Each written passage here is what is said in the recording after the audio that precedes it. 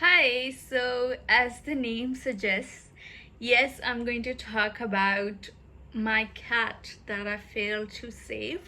And I know that this is going to hit a lot of people and it's going to resonate a lot.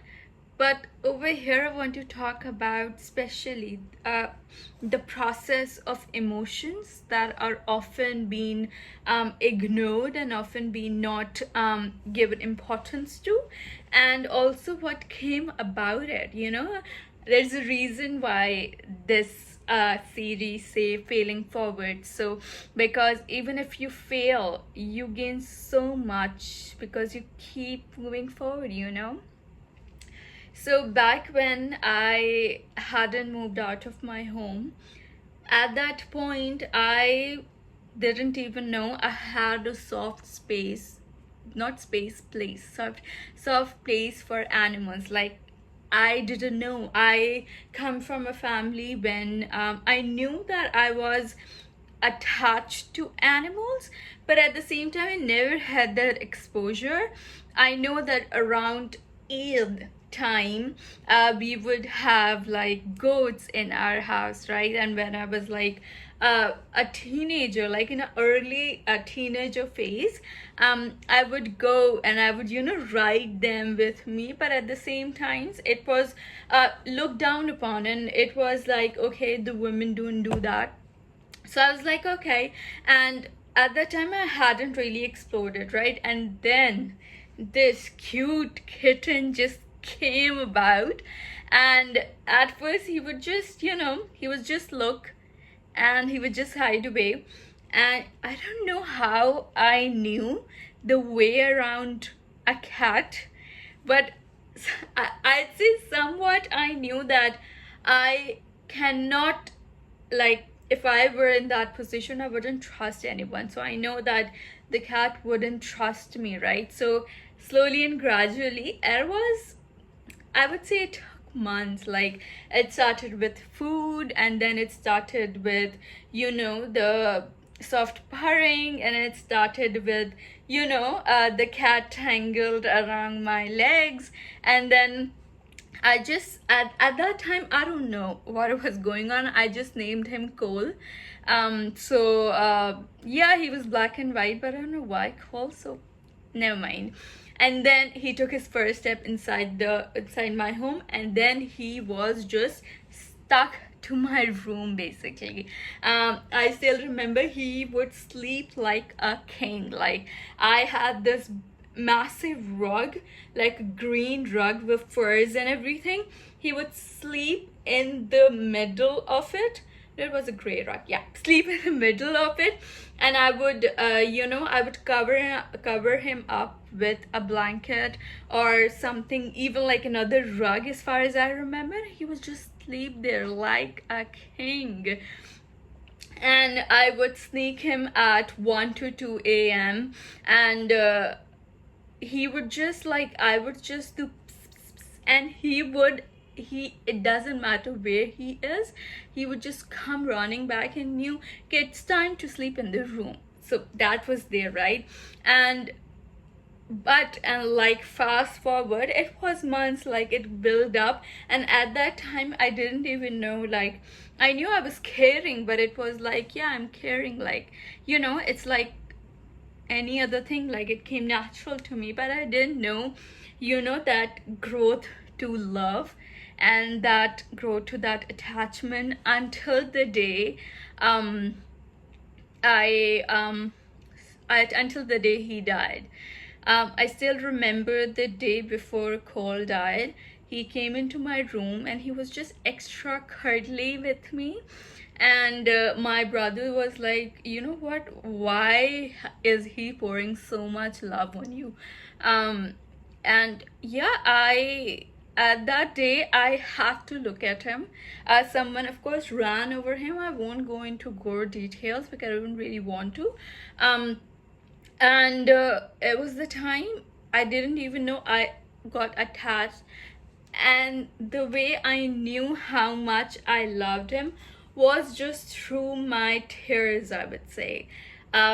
I felt something that I didn't know existed. I felt it on my face with my tears, and it just made me think like, yes, I loved him. At that time, I ate away my emotions, and I just ordered a burger and fries and I just ate them away.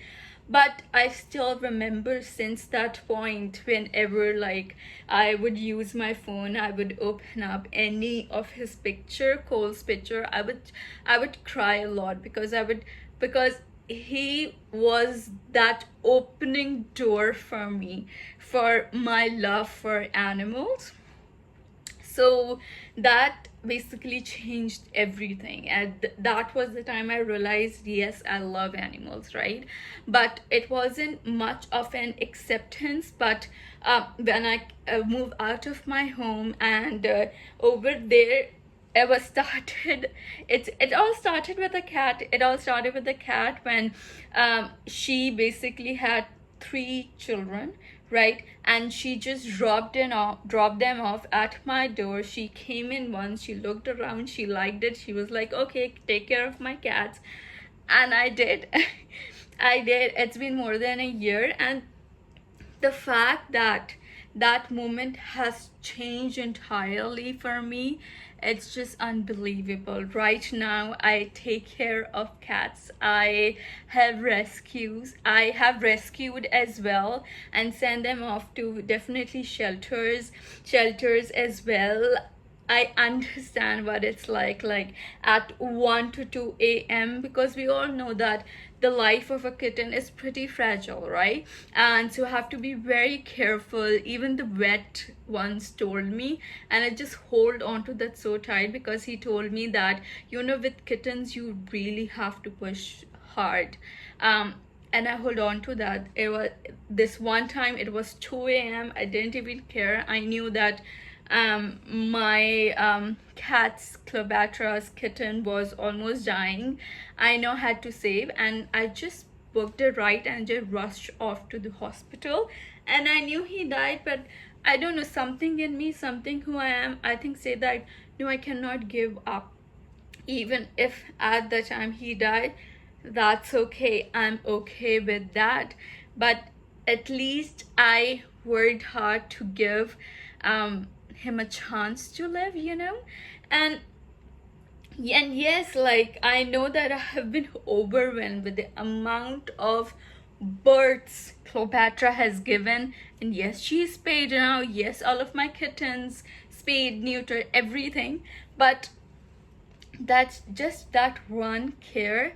It's like someone who didn't even know a part of them existed, but because of that precious thing taken away from them, that at that time is, I don't want to ignore any emotions, because at that time it's gut wrenching. It's just like, oh my god, it's part of your heart. And I know a lot of people would be there with saying, are you really talking about an animal? Like, care about humans, and humans are dying. And I know humans are dying, and it's not like I don't care about it. It's just that when it comes to animal, I just feel more.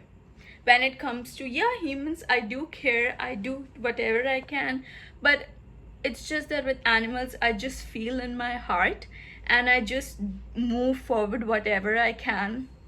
And for fast forward to now, I was part of the Earth Day. I represented part of this foundation I am currently working on with this amazing person who has done so much for animals already. His name is Jude Allen, and he lives here in Karachi. He has done such amazing work into taking care of animals that I'd say when we were younger, we had this image that those animals just lives behind the cages, because we are the ones who would go there, who would throw bananas, who would throw sometimes rocks at them, because it was like, okay, whatever is behind those cages deserve to be in those cages, because definitely, they must have done something wrong. And that's how our image would be. But of course, like with Jude's passion about it, with him being able to give a bear over here in Karachi, Pakistan, a new home into a proper wildlife sanctuary, that just inspired me. And right now, yes, we are working and we're building towards how we can take control. And it's not only about wildlife, it's also about the strays as well. So it's just that we're going to come back on to things that makes us see that failure is equals to we not worth it, and we don't deserve good, or something is taken away from us. But the reason entirely of this series was that if you just change your perspective, I'm not saying that, okay, if someone dies, you just change your perspective and you're just like, okay, I'm not gonna feel it. No, you'll feel it, and that's okay. You're going to cry, that's okay. You're going to mourn, that's okay.